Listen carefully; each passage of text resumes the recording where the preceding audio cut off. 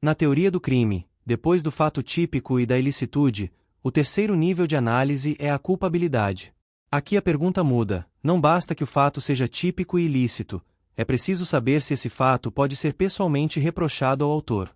Culpabilidade, portanto, é o juízo de censura que recai sobre quem praticou um injusto penal e podia agir conforme o direito. A culpabilidade cumpre duas funções centrais. Primeiro, é requisito para aplicação de pena. Sem culpabilidade, não há pena.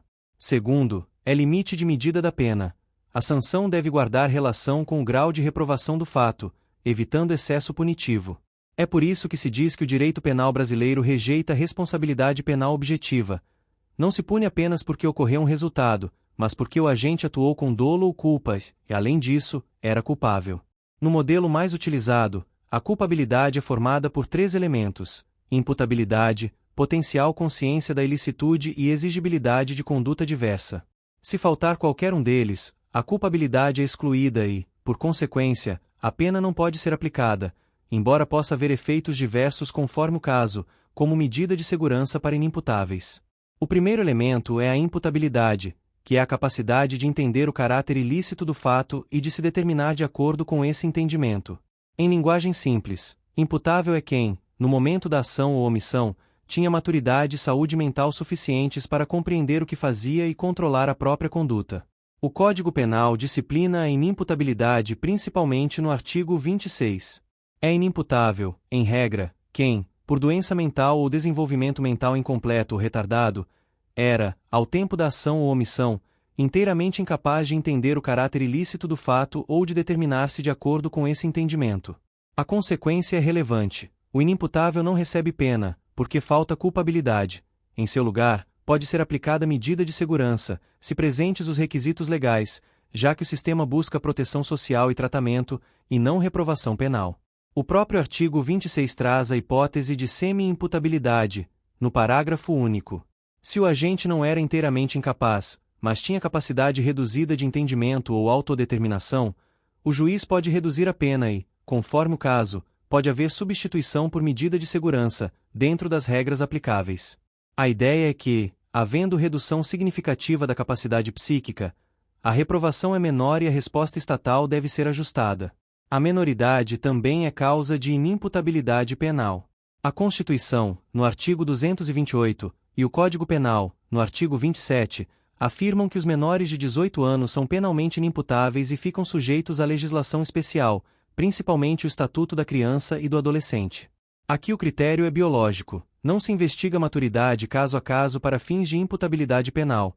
Abaixo de 18, não há imputabilidade no sistema penal comum.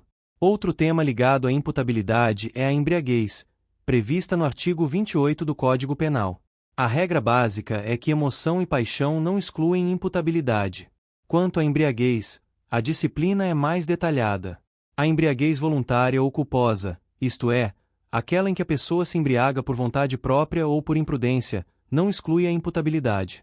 Já a embriaguez completa decorrente de caso fortuito ou força maior pode excluir a imputabilidade, porque o agente não se colocou na situação e pode ter perdido totalmente a capacidade de entendimento e autodeterminação. Esses recortes existem para impedir que o agente fabrique a própria inimputabilidade, mas também para reconhecer situações em que realmente não havia domínio psíquico. O segundo elemento da culpabilidade é a potencial consciência da ilicitude. Não se exige que o agente conheça o texto da lei ou tenha formação jurídica. Exige-se que, nas circunstâncias, ele pudesse compreender que a conduta era proibida. Quando há erro de proibição inevitável, isto é, quando o agente não tinha como conhecer a proibição, a culpabilidade é excluída. Se o erro era evitável, a culpabilidade permanece, mas pode haver diminuição de pena. Esse tema será aprofundado quando estudarmos erro de tipo e erro de proibição, mas a conexão é direta. Culpabilidade pressupõe possibilidade real de compreender a ilicitude. O terceiro elemento é a exigibilidade de conduta diversa. Mesmo que o agente seja imputável e saiba que o fato é ilícito, pode ocorrer situação em que o direito reconhece que não era razoável exigir comportamento diferente.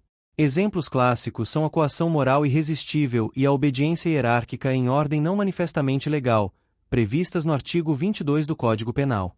Nesses casos, faltou liberdade concreta de decisão em nível suficiente para a reprovação penal.